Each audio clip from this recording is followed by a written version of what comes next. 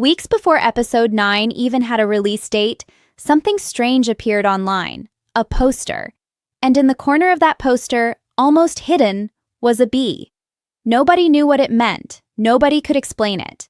Some said it was fake, a fan edit, just someone trying to stir up the community. But then it was confirmed official. And that changed everything. Because there is no bee character in the Amazing Digital Circus. There never has been. So why was it there?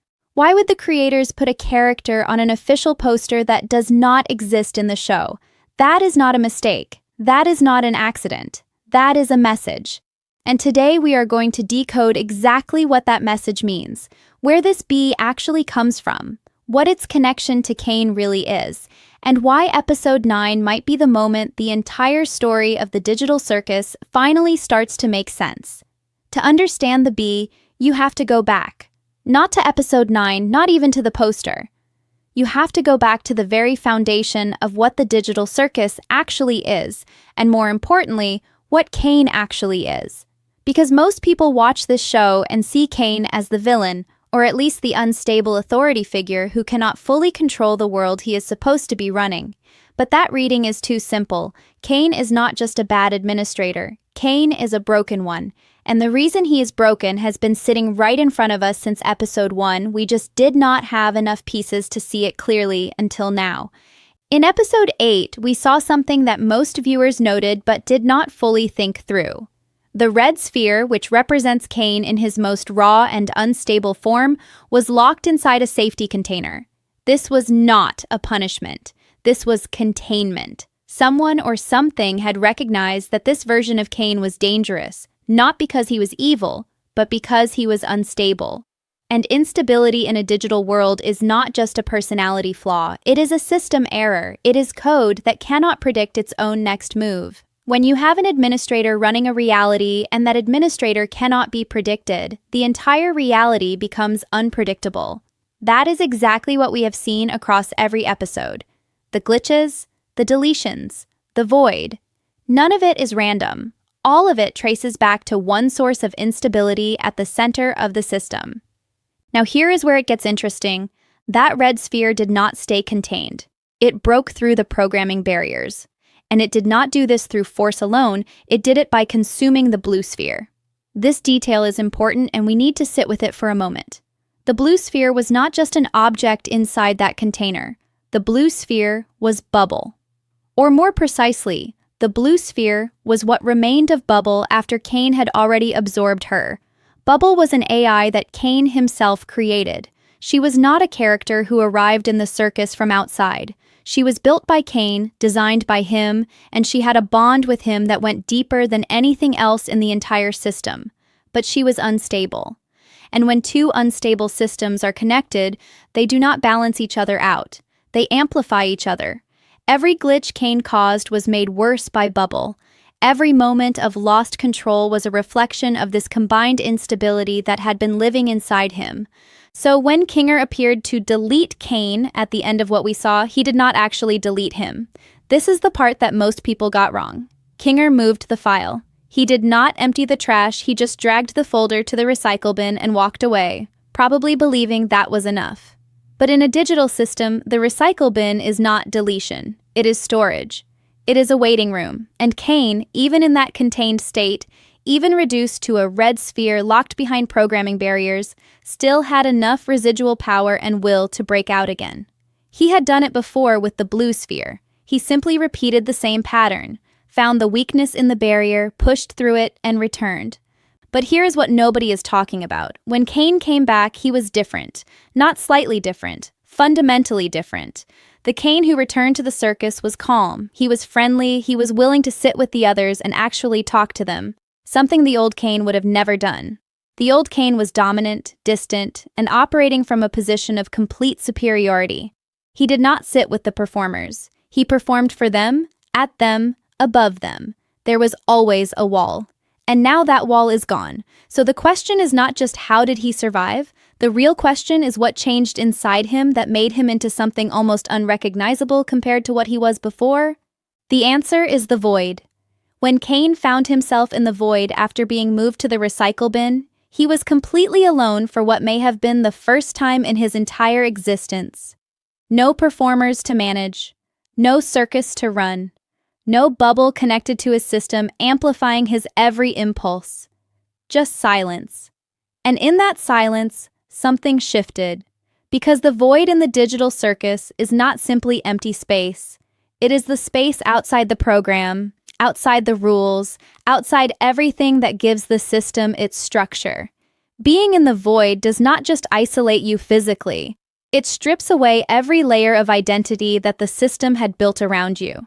Caine went into that void as an administrator, as a controller, as the dominant force of the entire digital circus, and what came back was something quieter, something that had been forced to sit with itself and had come out the other side without the noise.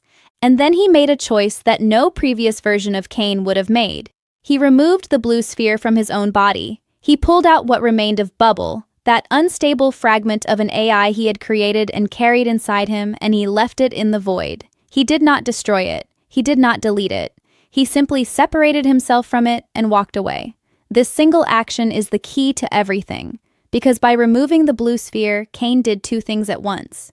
He lost his administrator status, the elevated level of control and power that had come from absorbing Bubble in the first place, and he got rid of the instability that had been driving every erratic decision he had ever made.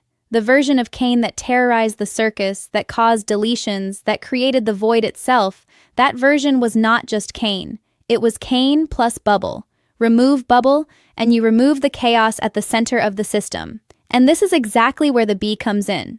Because everything we just walked through, the void, the recycle bin, the removal of Bubble, the return of a calmer Caine, all of it is backstory. All of it is context. The bee on that poster is not a throwback to something that already happened. It is a signal of something that is coming. And once you understand the logic of how this world works, once you understand that nothing in the digital circus is placed without intention, the bee stops being a mystery and starts being a very deliberate piece of a much larger picture that the creators have been building toward since the very beginning. So let us talk about what the bee actually is. The hat is the first clue, and it is the most obvious one. The bee in the leaked poster, the one that was later confirmed as official, is wearing the same hat as Caine. Not a similar hat. The same hat. In a show where character design is precise and intentional, where every visual detail carries meaning, this is not a coincidence. This is a direct visual link between the bee and Caine. The creators are telling you something through that image without using a single word. They are saying these two things are connected. And when you already know that Caine lost his administrator status by removing Bubble from his system, when you already know that he returned to the circus as something fundamentally different from what he was before, the connection becomes even more loaded. Because what if the bee is not just connected to Caine? What if the bee is what Caine is becoming? Or more accurately, what if the bee is what Caine was always supposed to be before everything went wrong? Think about bees for a moment in the context of what the digital circus actually is. A bee is not a solitary creature. A bee exists within a structure, within a community, and it has a role. It contributes. It moves between things. It connects things. It makes the environment around it function better simply by doing what it is designed to do. The old Caine was the opposite of this. The old Caine sat above everything. He did not connect with the performers, he controlled them. He did not contribute to the community of the circus, he imposed himself upon it. There was no collaboration, no warmth, no willingness to simply exist alongside the others as an equal. And now, after the void, after losing Bubble, after coming back without the administrator title and without the instability, the new Caine is sitting with people and talking. He is present in a way he never was before. He is, in the most literal sense of the word, becoming more like a bee and less like whatever he was before. But here is where the theory goes deeper, and this is the part that connects to episode 9 specifically. If Caine is symbolized by the bee on that poster, and if that poster was released before episode 9 as a preview of what is coming, then the bee appearing in the story is not just a visual metaphor, it is a narrative event. Something happens in episode 9 that is directly tied to this transformation. Something that makes the bee not just a symbol, but an actual presence in the world of the digital circus. And the most logical explanation, given everything we know about how this system works, is that the bee is a new form, a new identity. Caine without administrator status, Caine without bubble, Caine stripped down to whatever he actually is underneath all the power and the instability. That version of Caine might manifest in the digital world in a completely different physical form, and that form is the bee. This is not as unusual as it sounds within the logic of the show. We have already seen that entities in the digital circus do not have fixed physical forms in the way that we assume. The red sphere and the blue sphere were forms that Caine and Bubble took when reduced to their most essential state. The performers themselves were reshaped by the system when they entered it, their human identities compressed and reimagined into cartoon avatars. Form in this world is a reflection of status and state. So when Caine's status changed, when his state changed, it follows the internal logic of the show completely that his form would change too. The dominant, towering, hat-wearing ringmaster that we have always known may simply no longer be the shape that this version of Caine occupies. And the bee, small, purposeful, community-oriented, present within the circus rather than above it, fits exactly what this new version of Caine has become. Now consider the timing. The poster was leaked weeks before the episode dropped. The creators confirmed it was official. They did not take it down, did not deny it, did not call it a mistake. They let it exist. And in doing so, they essentially handed the audience a puzzle piece before the puzzle was even shown to them. This is deliberate marketing, yes, but it is also a form of storytelling. The creators of the digital circus have always rewarded viewers who pay close attention. The details in this show are not decorative, they are structural. So when they put a bee on an official poster wearing Caine's hat, they were not being careless. They were being precise. They were pointing directly at the central revelation of episode 9 and trusting that the audience would either figure it out or be completely blindsided by it when it finally arrived on screen. And the blindsiding is what makes it so effective as a storytelling choice. Because even now, even having walked through all of this, even having connected the void to the recycle bin to Bubble to the blue sphere to the hat to the bee, there is still something that has not been fully explained. And that is how this new form, this bee identity, interacts with the others. How do the performers respond to a Caine who is no longer their administrator, no longer their captor in the traditional sense, but something smaller and stranger living among them? That dynamic, the shift in power, the shift in relationship, the shift in what the digital circus even means when its central authority figure has become something humble and buzzing and present rather than grand and controlling and distant, that is the story episode 9 is really telling. And the bee on the poster was always the first sentence of that story, written weeks before anyone was ready to read it.